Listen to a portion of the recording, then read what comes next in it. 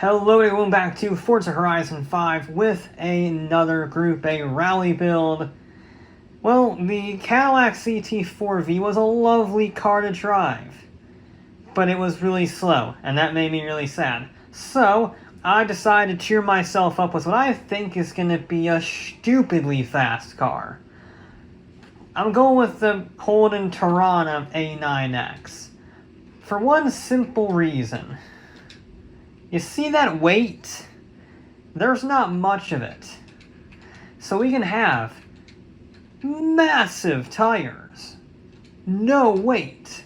Actually, I can get even technically bigger with the fender, with the wheel arch extensions. I mean, this is certainly going OP. We'll put these on if need be.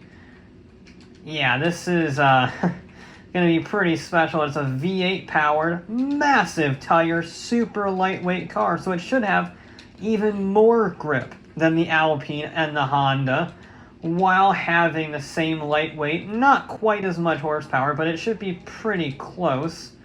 We definitely want a racing gearbox.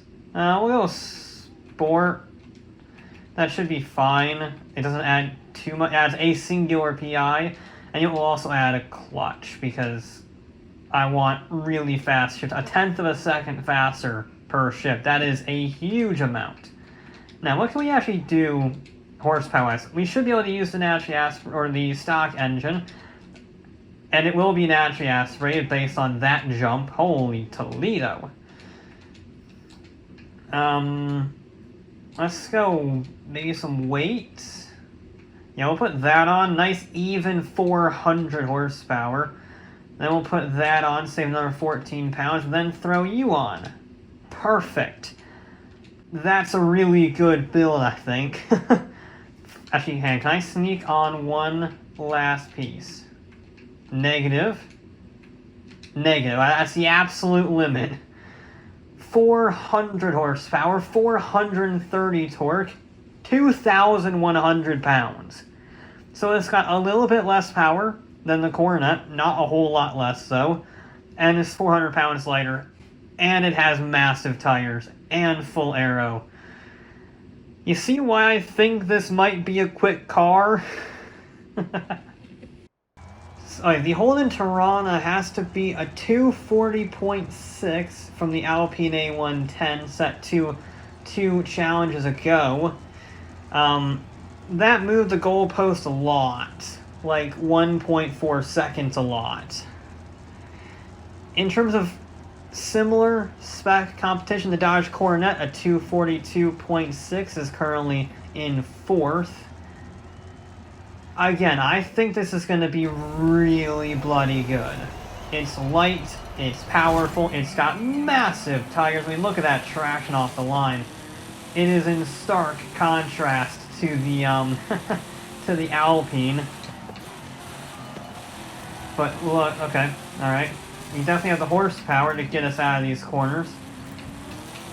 Still getting a little bit of oversteer, but it's definitely manageable. I'm being very aggressive on the throttle, I'd like to point out.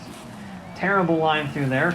Apparently, by the way, I haven't mentioned this, but well, I'm thinking about it. For some reason, my Ghost is broken. I don't know why. Jesus, that's a lot of grip. I don't know why I don't have a Ghost anymore to track progress. Because that was kind of interesting, seeing where I made time up and where I lost time. But, yeah, it's gone now. The Alpine broke it, and it hasn't been back since. So, okay, let's just try and drive this cleanly as possible. It's not going to be a particularly good run because it was just a bit sloppy, a bit scruffy in the opening. It is the first lap. I'm just trying to get a feel for the car. I like what I feel. It's very nice to drive. It's got a little bit of oversteer, not as much as the Alpine, but more than, say, the MR2, for example, or the Coronet. But it has so much power and torque. And it's really low down too because it's naturally aspirated. It's got a very good curve, which means I can just power out of any corner. And then I have 335s on the back just to give me maximum traction out of every corner. It's a lovely thing to drive, and it doesn't get a huge amount of unders here because there's no weight to push it out of line. I mean, it's a lovely thing to drive. It might be difficult to push because it is so capable that you do have to go maximum, like, Max Verstappen Monaco pace in order to get the most out of it. That's a little too much. But I think this thing is going to fly once I get a clean run. Could it be sub 240? We'll see on this opening lap. Just a good judgment on our time. It looks pretty good right now. I don't think it's quite going to beat the Alpine at this pace. And it's not as fast in a straight line as I would have thought. 141. Brakes very early though. Again, just to see how it all handles. It's going to go sub 240 because that was a 241 dead. That second place was an awful, very conservative first run. Oh yeah, she's going to be a quick one. So I wouldn't call that run particularly good, and we're half a second off the Alpine. This can definitely go sub 240. Easily. I just need to drive smoothly. Don't go mad, let the car do the work. It's capable. I just need to be a vessel for it, essentially. So brake late, turn in really aggressively.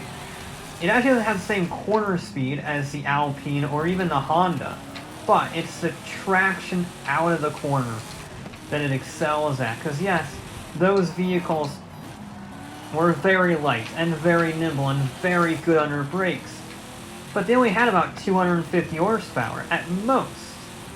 This thing, with its 400 horsepower and even more torques, I mean, it can just power out of every single corner, so they may carry a little bit more corner speed, but they can't match the acceleration of the Aussie. I mean, that's just stupid. 101 through there, basically. Okay. And again, I can just keep it in second, power on the exit, and it has the torque to do that. It has the torque to put that, to get it accelerated out of a hairpin in second gear without wheel spin. That is power. That is real power. Not in the sense of horsepower, but in domination. And I can get a nice, it tops out right at the right time. I like this thing very much. This is a whole different animal to the Caddy because it's actually good to drive and it's fast. I needed a palate cleanser after the sadness that I endured with the Caddy, where it was lovely to drive but really slow. This is the perfect car. That was a terrible line through there, but I still think this is going to beat the Alpine with that terrible line. You see what I mean about the car having so much pace. In order to truly get the most out of it, you have to be millimetrically perfect, because it can carry that much speed. It can brake that late. You just don't really have the confidence in it to do that. Even still, though, this is going to be a hell of a run.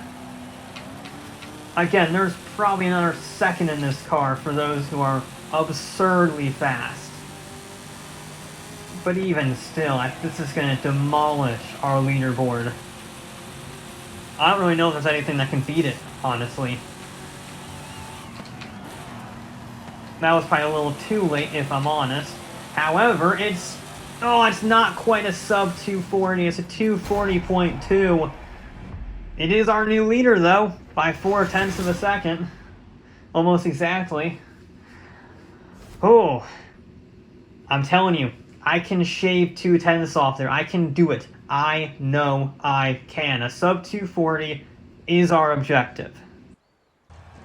I'm going to be real with you guys. I'm probably not going to talk very much on this run because I need to focus.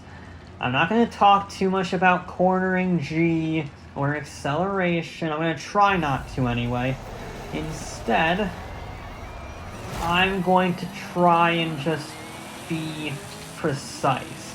This is a vehicle that relishes precision, perfect turning, perfect brakes, perfect amount of throttle through the corner, just to get the absolute best line possible. Like that. That is a really good first two corners. And then just get on the brakes nice and early.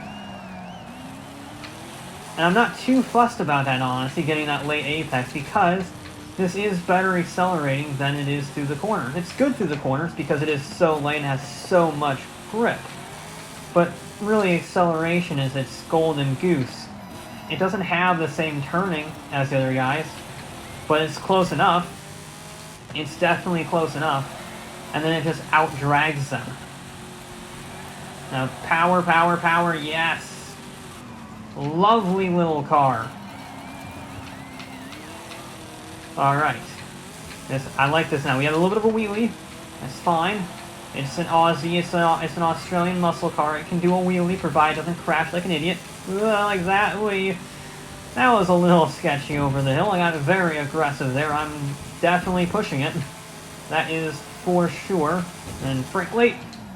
God, the brakes are good on this thing. The brakes are so good on this thing. I might have actually braked a smidge too early there, in all honesty. And again, I know I probably don't need a brake there in the same capacity as other vehicles, but it's just such an easy corner to make mistakes on. There's no reason. It doesn't cost you anything by braking early there. And it risks everything. So there's no reason in not braking. 103 heading into that corner is among the very fastest. I know it's 102 is normally the high end. 103 is absurd. Okay, we're clear, and I twitch. Oh, that was super close. I got a little twitch heading on to that section. Okay, we're okay. I don't know if this is going to be faster, because I have been pushing like a maniac, no limits, braking as late as I possibly dare, turning as aggressively as I can, clobbering the quote-unquote curves. Oh, yep, that's close, and we are, we couldn't quite beat it. We tried. I was a little too aggressive. You can definitely get that a sub 240 if you're a better driver. More practice, and I could do it. More practice, but that's the rules. 3 laps, well, 3 runs. And that's all you get. You gotta get comfortable with the car in that time. And, I mean, I did. Top of the table, a 240.29 by a decent margin to the top of the table. But I just couldn't quite get that sub 240 like I wanted. This is the first car that actually has the capacity to get a sub 240, I reckon. Maybe the Alpine in similar hands, but this is the first one that I feel like I could easily get into the 240s if I had the 239s, if I had a little more time with it.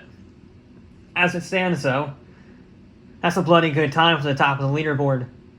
After the disappointment of the Cadillac, the Torana did not disappoint. But that will be it for the episode of Forza Horizon 5. I'll be back with more.